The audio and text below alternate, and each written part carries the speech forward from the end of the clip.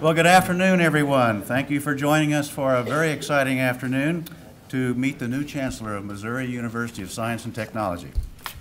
On behalf of my fellow miners, faculty, staff, students, and everyone else who's managed to make it here from all of the four corners of the country, our interim and our designate system presidents, the general officers of the system, our alumni and friends gather here today. Mayor Bell Jenks is here. Mayor Jenks, where are you? Thank you. And we have at least two members of our trustees here. Keith Bailey. Keith? Oh, there we go. Sorry. And Barry Kahneman. Barry? There you are, back here. John Esch. Thank you, John. We also have the Chancellor of the University of Missouri St. Louis with us here today, Tom George. Tom, there you go.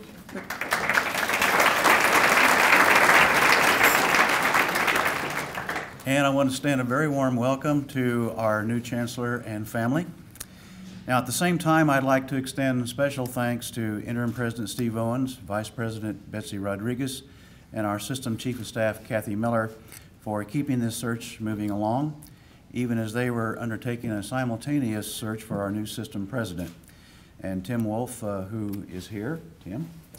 And we are very pleased to again welcome Tim back to our campus. This is his third visit to our campus since being named.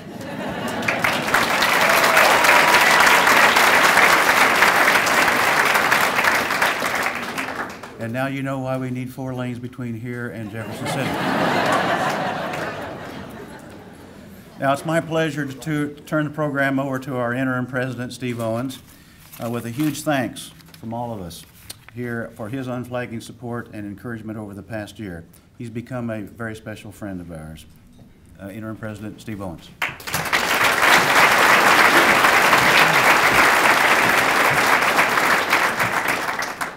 Wow. Well, thank you, Kent, and good afternoon to everyone. Thanks so much to all of you for coming out on this very special occasion. As I think you all know, we've been working very hard to find a leader for this great university since Chancellor Carney announced his retirement last year. Frankly, you all deserve the best. What Missouri S&T has achieved in recent years has been a source of enormous pride for all of us throughout the entire University of Missouri system, and we are fully invested in your continued success. One of the most important things that we learned during the search, or should I say that we reaffirmed during the search, was that people consider this university one of the best and most exciting science and technology universities in the country. As I told the search committee, since I joined the university 4 years ago, I have learned that this place is a true jewel. And that's why, even as we were searching simultaneously for our next president, we worked so hard to find you an excellent chancellor. At the system, I've been buoyed as interim president by a number of great people who have helped me throughout this year. Their intellect, their expertise, their teamwork, and I'm referring to the general officers of the university, and with the full support of the Board of Curators, has made my job, and I think the things that we've been able to achieve at the system level, much easier. Here at Missouri S&T, you have similarly been blessed with the wisdom, heart, and soul of a terrific leader in Kent Ray. Kent has played such an important role here as provost and then as interim chancellor, and he's done a tremendous job in maintaining the momentum of this university's rise to not only national but international prominence. So before we turn to our big announcement today, I think it's important to take a few minutes to acknowledge Kent's leadership in keeping Missouri S&T moving forward as one of the nation's leading technological research universities.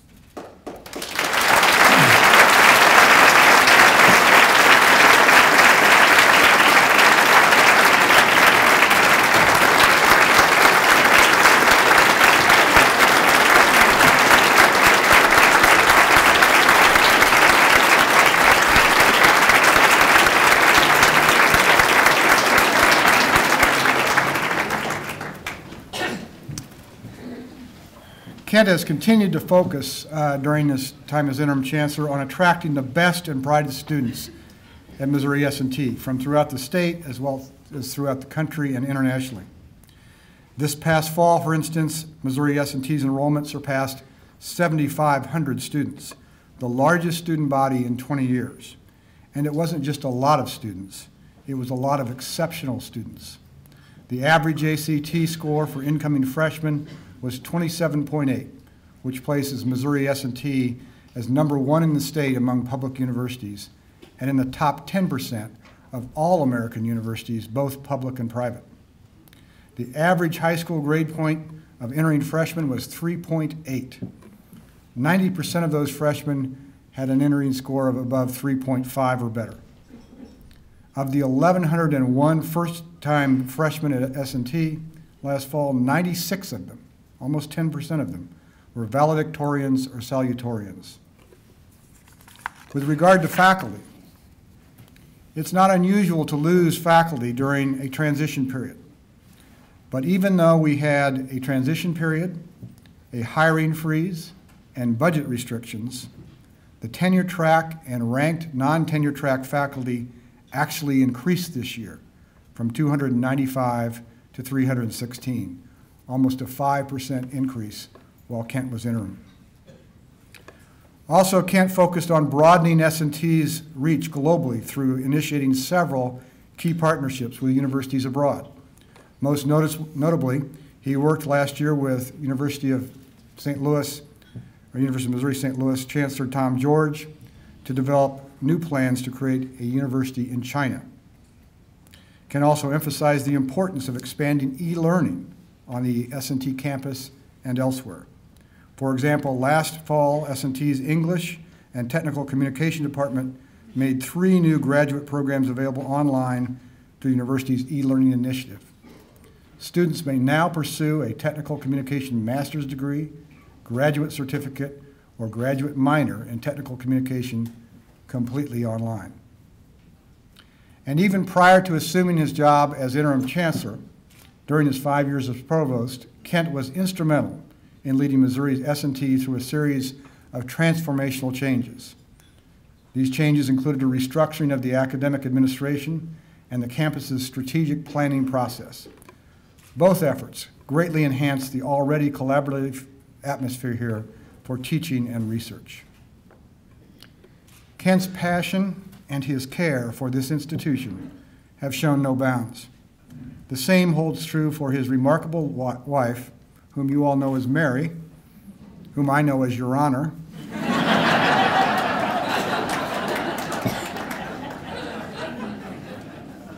Mary has a daughter and I have a son who are first-year law school classmates, and we have enjoyed exchanging experiences and living through them vicariously, which, by the way, living through your kids vicariously is the best way to go through law school.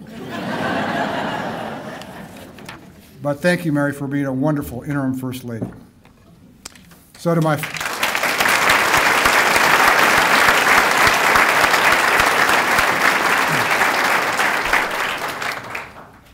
my fellow interim colleague, Kent, thanks so much for your commitment and the stellar job that you have done. And will you all please join me one more time in a well-deserved applause for our leader, colleague, and friend.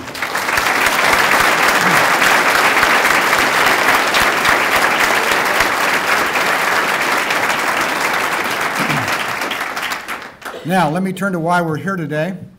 Last April, we met with faculty, students, and other constituents to identify the expectations for the chancellor who would follow in Jack Carney's footsteps. We heard, and based on your input, we sought to find an individual who is an experienced and successful leader, visionary, communicator, and administrator with a distinguished record of executive leadership. A person who has a passion for Missouri S&T's unique mission and commitment to leveraging this university's innovations and technology discoveries to advance the state and our nation's economy, education, health, and culture. And someone who has an established record in increasing private giving, research funding, promoting collaboration among groups, leading institutions in strategic planning, and developing performance measures to gauge importance. In order to find such a person, we named a very fine group of faculty, students, and alumni to serve as the Chancellor's Search Committee. And we provided them with help from the system, particularly Vice President of Human Resources, Betsy Rodriguez, and President's Chief of Staff, Kathy Miller.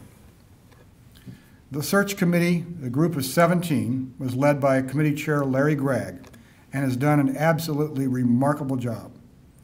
Over the past several months, they assembled a pool of about 640 nominees and prospects. And from that pool, they took a very close look at 60 high-quality candidates.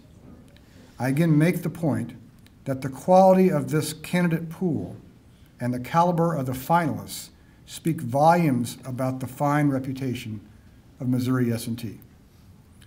I'm grateful to Larry and all the members of the search committee for their dedication to finding a great leader and for the time and energy they each invested in this search and for their patience and perseverance. I would ask that Larry and members of the search committee please stand to be recognized.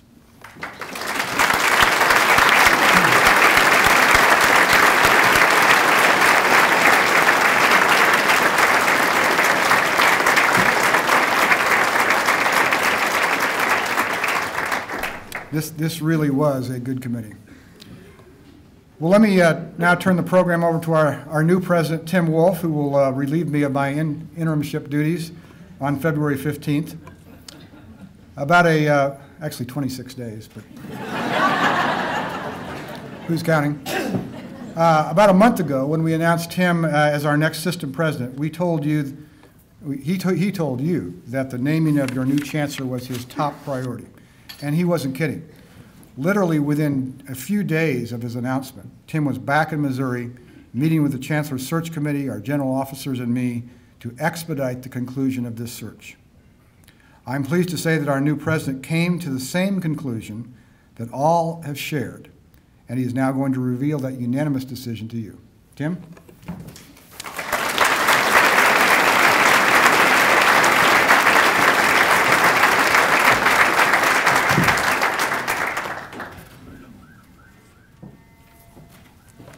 Thank you, Steve. It is great to be back in Rolla. Obviously, if I've been here 3 times in the last month, there's something that's drawing me back here. But each time I've come down here, I learn a little bit more. This week, in fact, I had the opportunity to tour the campus. JJ was my tour guide, who's an excellent example of the quality of students that you have here on the Rolla campus. I also had the opportunity to spend some time with some students. I see one's over there playing trumpet. He was also my tour guide for the residence hall, which was exciting as well. And spent some time with some faculty as well as the leadership of Kent Ray and Bob Schwartz. And what I'm starting to see in more detail is all the great things that are occurring on this campus. But we didn't have enough time, so you get to see me again. And Kent and I are working on schedules right now, and it looks like the second week of February I'm going to be back here with much excitement because I was tempted with the descriptions of the labs, but I didn't actually get a chance to go into a lot of them. I saw some of them, but I didn't get to see all of them, maybe because I'm not qualified to go in there, but if I get the hard hat or whatever, or Wayne is going to teach me how to pour steel, hopefully he won't pour it on me. But I'm looking at, I'm really excited about not only seeing the labs, but understanding in more vivid detail all the great things that are occurring here at Rolla, because this truly is a gem. Growing up in Missouri, I've known about Missouri S&T and what it stood for. And as I said to the students earlier in this week, I have yet, in my 30-plus years of business experience, I've yet to run into an unsuccessful S&T grad. And I don't think I ever will in my career, which again speaks to the quality of people that we have on this campus, the quality of instruction and research, and what it produces as wonderful leaders in this global economy. After my conversations and tours that I've seen this week, not only am I excited about the potential here, but I really can start to feel that not only is S&T a great university, it is in fact a global leader in the higher education marketplace. And I want to just give you all a round of applause for that.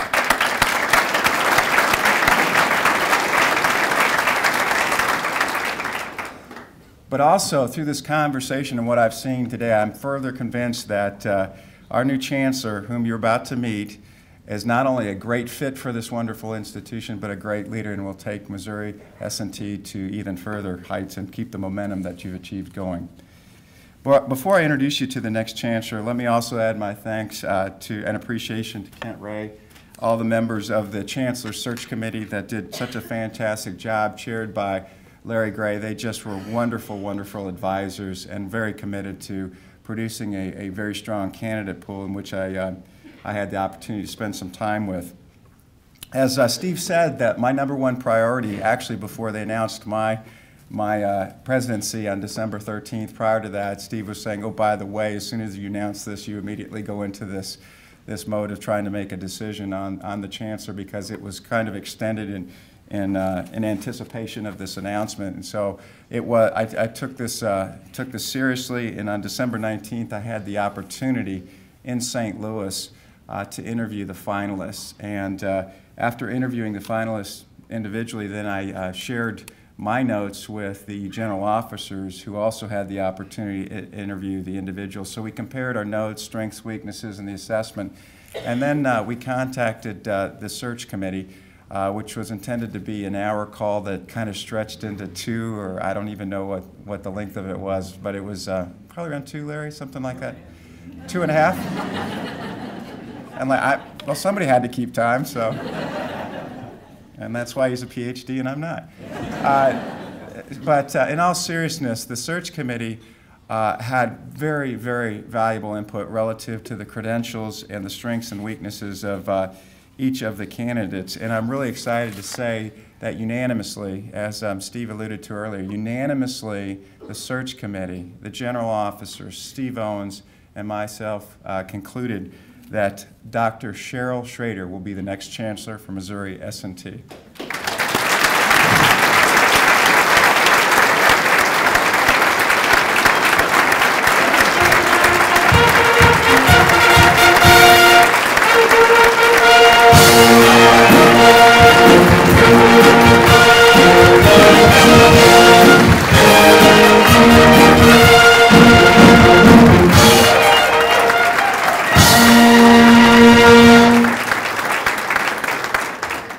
Thank you very much. Let me give you a bit of background on Dr. Schrader.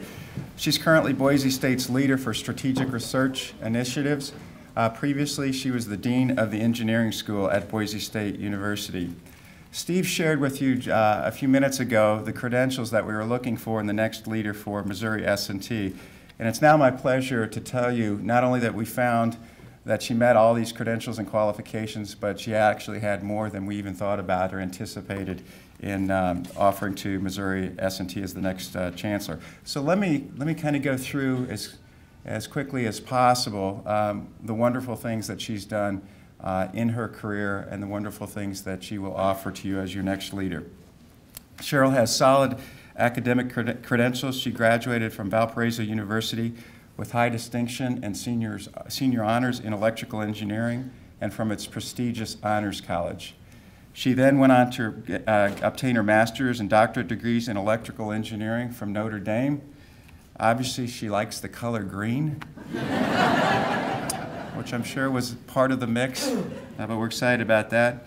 Today, she's a tenured professor and considered among America's most accomplished engineers and researchers in the area of systems and controls. She has demonstrated leadership in both the academy as well as professional engineering circles throughout her career. She was able to grow undergraduate in engineering enrollments by 60% and graduate enrollments by 36% over her 6 years as Dean of the Engineering School at Boise State. Not only is she increasing the quantity, she's also increasing the quality and the diversity of the student mix. That came through additional student access, student success and access that really resulted in higher quality students, more diverse student body in both the undergrad and the graduate schools. She's also previous president of the IEEE Society, which numbers 10,000 members, and over half of them are global. The IEEE organization is responsible for improving performance, safety, reliability, and affordability of complex systems that range from smart grids to biological systems to robotics to cyberspace and aerospace as well. So most people in this audience are very well familiar with IEEE, and being a president of such a large organization is quite impressive. In addition, she also continues to serve as a member of the ABET Engineering Accreditation Commission. For those of you that aren't familiar with ABET, it's a commission that provides worldwide leadership in ensuring quality and stimulating innovation in engineering, education, and professional development. Today, the commission accredits 2,100 engineering programs at more than 400 colleges, and that 400 colleges and universities is a global statement as well. As I discussed previously, she's increased the diversity and excellence in student enrollments at Boise State, as well as the faculty staff composition. Cheryl also has a proven passion for teaching and mentoring. She received the Presidential Award for Excellence in Science and Math Engineering Mentoring from the White House in 2005. Former students and faculty whom she had mentored came together from across the nation and on their own initiative nominated Cheryl for this very, very important national honor. This brochure came from the White House event back in 2005, and she really emphasized the importance of role models as part of effective mentoring. I do have to read you this quote from Cheryl that's in this brochure. When my son was young, he came in on Saturdays with me to my office. I introduced him to a lot of faculty and students. A majority of them were women. And he asked once, I believe he was about 4 years old, "Mommy, can boys be engineers too?"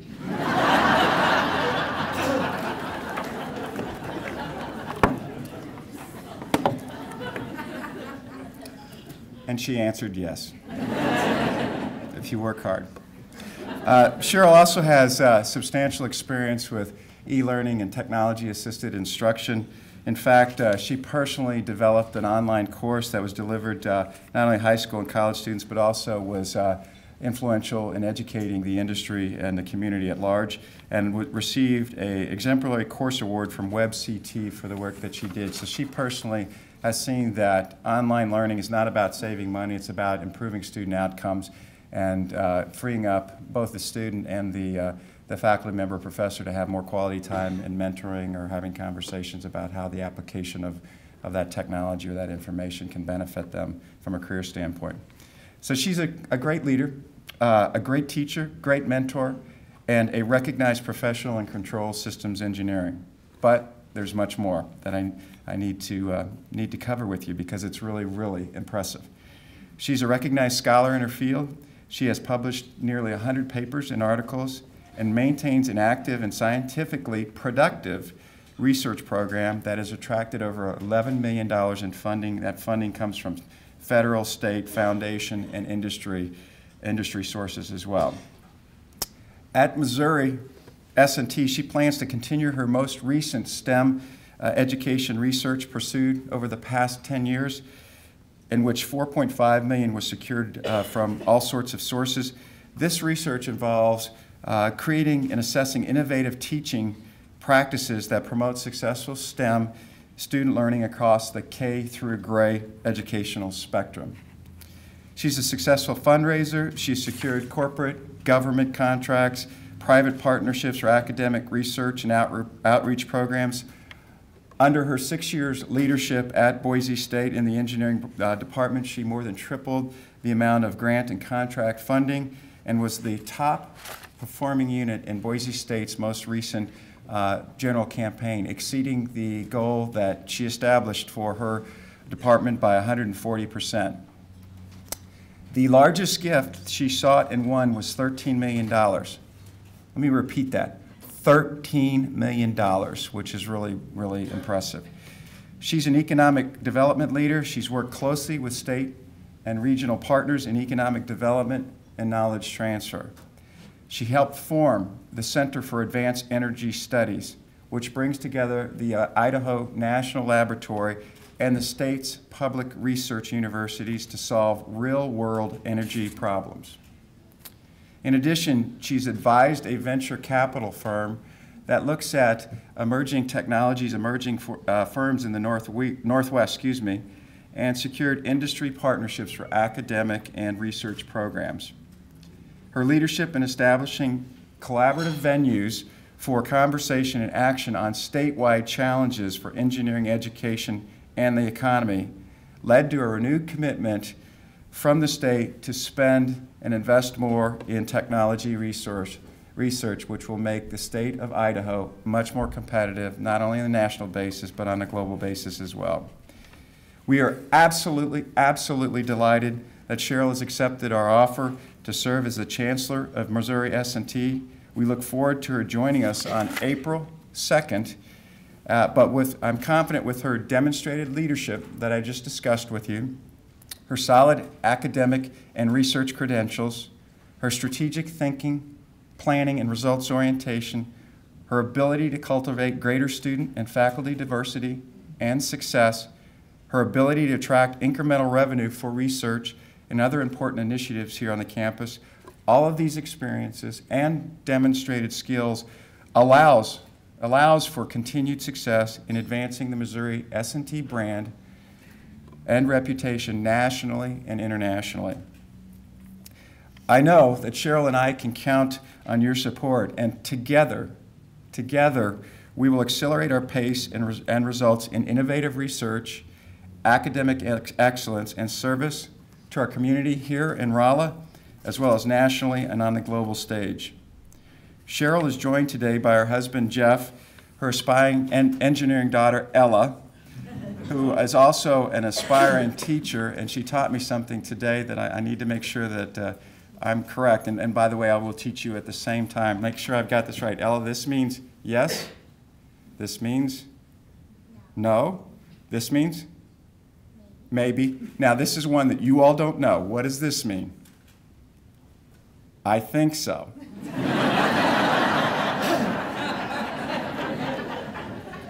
Take that home and teach that to your family. You've learned something today, but it was wonderful spending time with you, and I appreciate you passing on that advice, because I'm going to take that home and teach my kids this. And I think we'll probably get a lot of I think so's from them. But let me conclude. Please join me in welcoming one of the only a handful of female engineers who has risen to the presidency or chancellorship of universities in America. Your next Chancellor of the Missouri University of Science and Technology, Dr. Cheryl Schrader.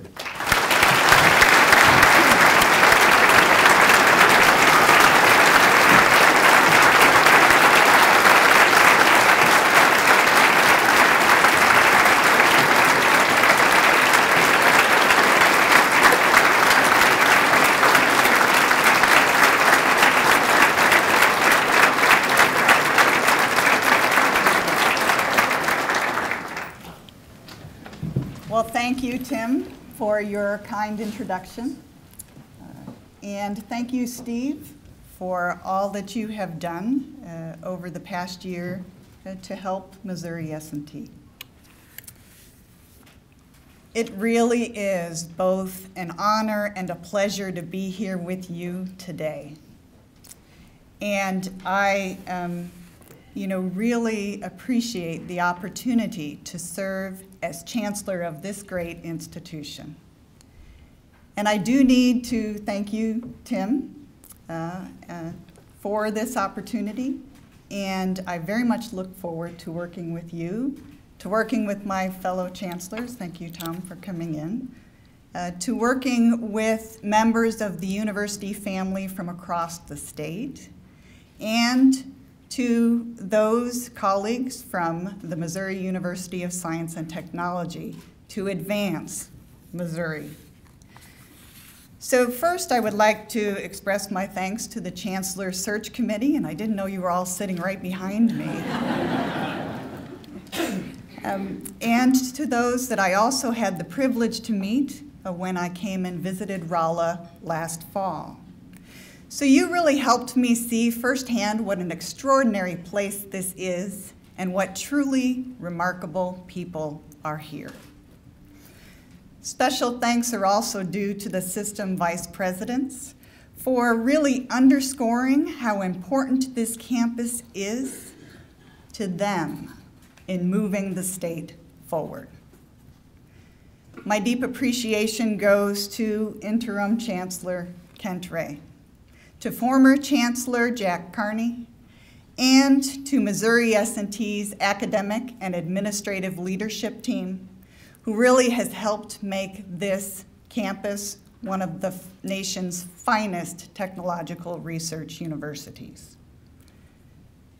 And I do need to mention something about your newly announced system president. This past December, I joined you all online when it was revealed who was going to take the helm of the system. And I heard then that the naming of this chancellor was Tim's top priority. Now, what you likely don't know, and what just simply bowled me over, is that that day, Tim called me. I think he was en route between Columbia and Rolla on his whirlwind announcement tour. And he called me just to introduce himself to me and to let me know how much he looked forward to meeting me.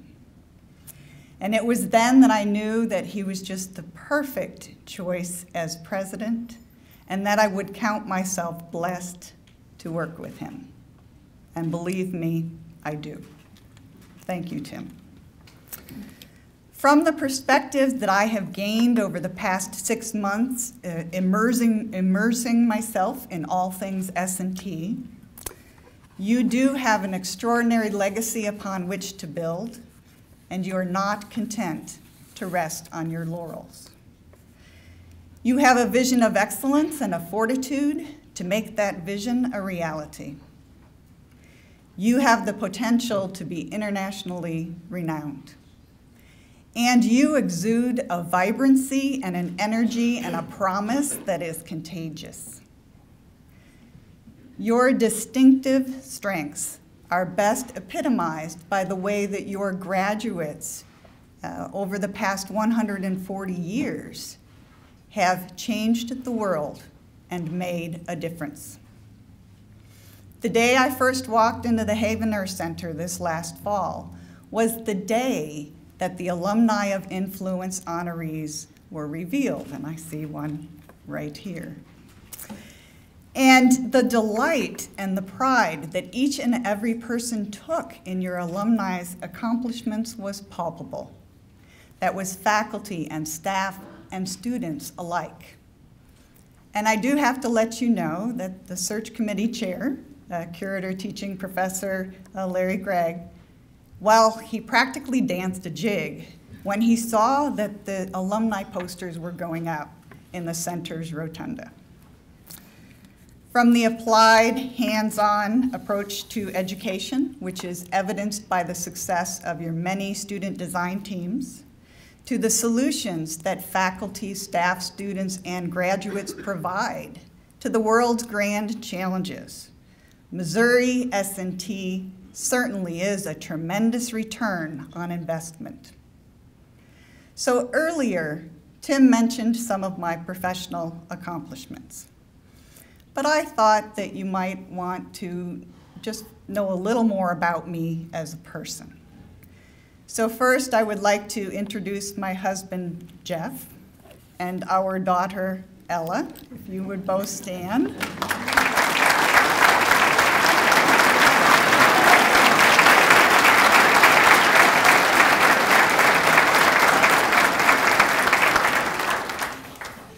They are already both your best allies and ambassadors, and I thank them for joining me wholeheartedly in this journey.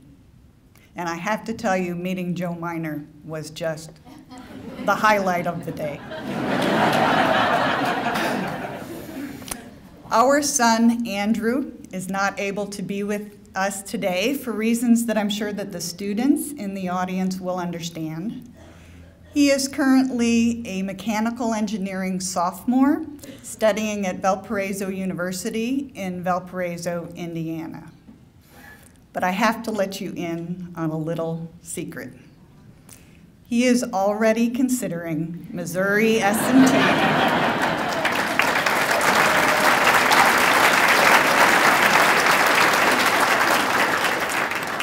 for graduate school. It might also interest you to know that both my husband and I are native Midwesterners. And even though we enjoy traveling the globe in a temporary fashion, we are very happy to return to our roots. My father went to college in Missouri. During my childhood, my family traveled extensively. I think we camped almost, everywhere in North America. And I can remember among those travels some fond memories of Route 66. My parents and grandparents really challenged me to follow my passion for engineering, for lifelong learning, and for community engagement. And they helped me see that engineering is essential for health and happiness and safety.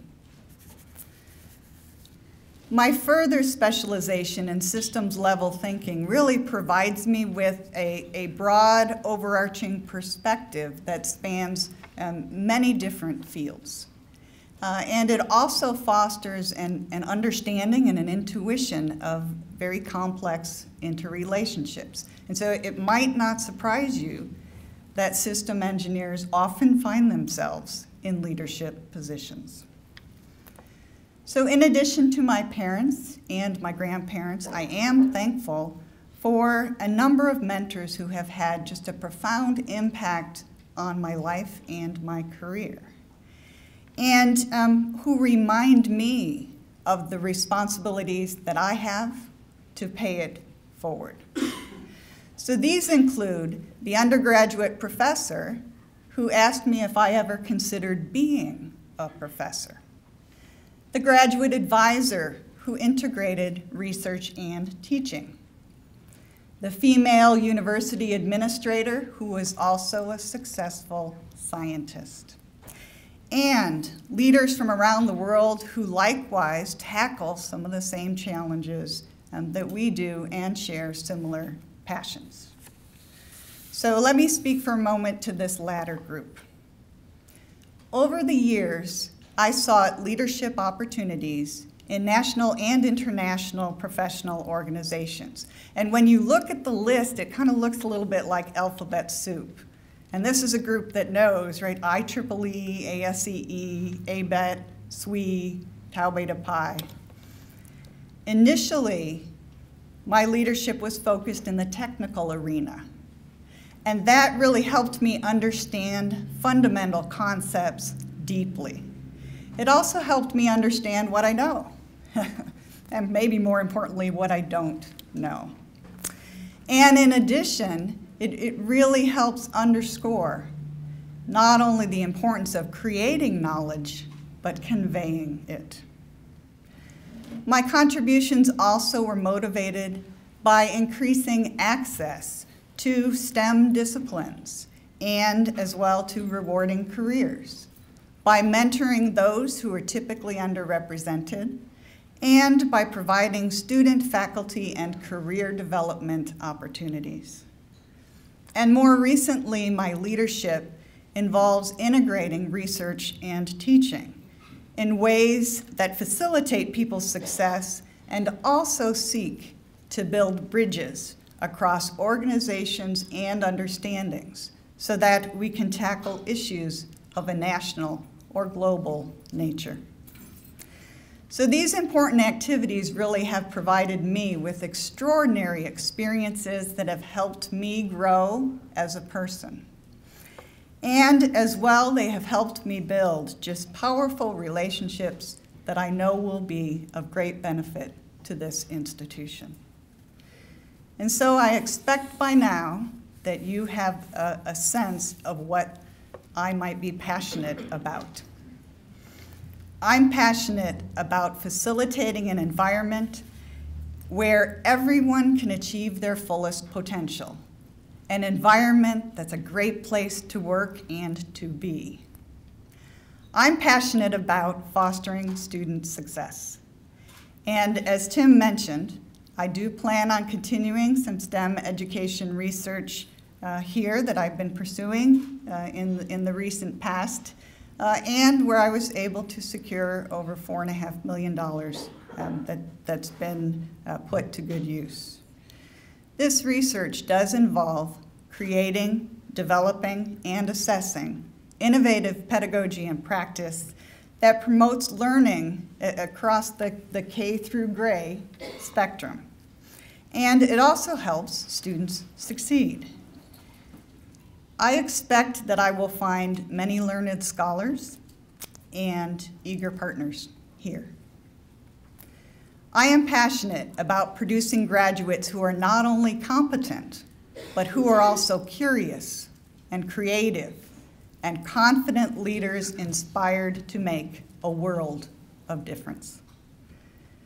I am passionate about addressing the needs of the community and the state and the nation by providing not only an intellectual hub, but a cultural and a social and an economic hub.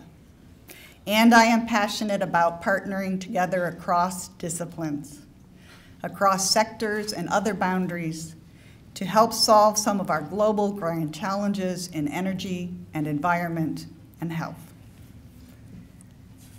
The complex challenges that are facing our nation really require more than ever before from higher education. And we operate in higher ed under the new normal of increasing expectations amid dwindling resources. Literacy and increased participation in science, technology, engineering, and math is seen as key to quality of life, to economic vitality, and to global competitiveness. The needs of this state and this nation really depend upon innovative institutions like Missouri S&T to respond as never before. I am inspired by what this institution is and by what it aspires to be. And I firmly believe that Missouri S&T is poised to determine and provide what is most needed for our future. Together, we are up to the challenge.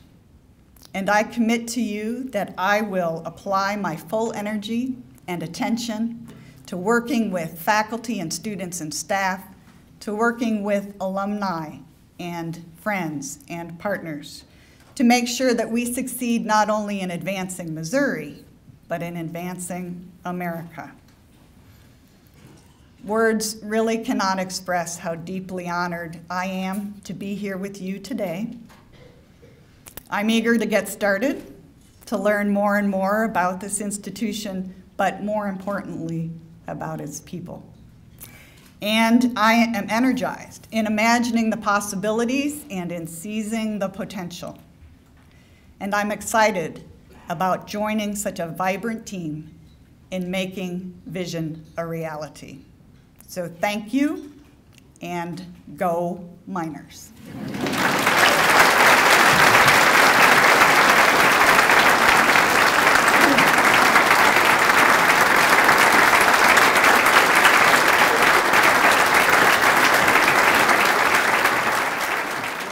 Well, thank you, Dr. Schrader, and we welcome you and your family to Missouri S&T. It's only fitting that you and your family become a part of our world-famous tradition here, St. Pat's. So it's time that you got a St. Pat's sweatshirt. So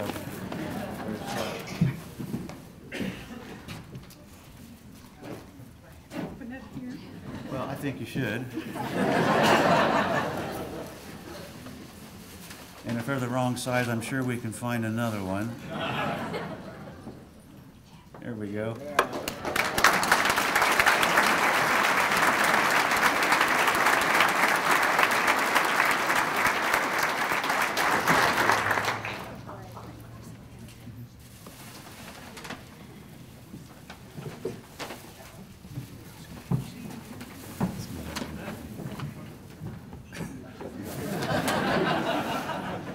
Now, if you didn't notice, Ella already has a Joe Miner pin.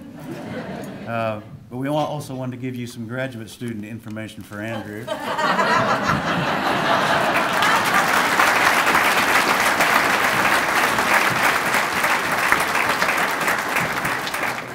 And I want to thank the Missouri S&T Pep Band for providing the music for this afternoon. Take a bow.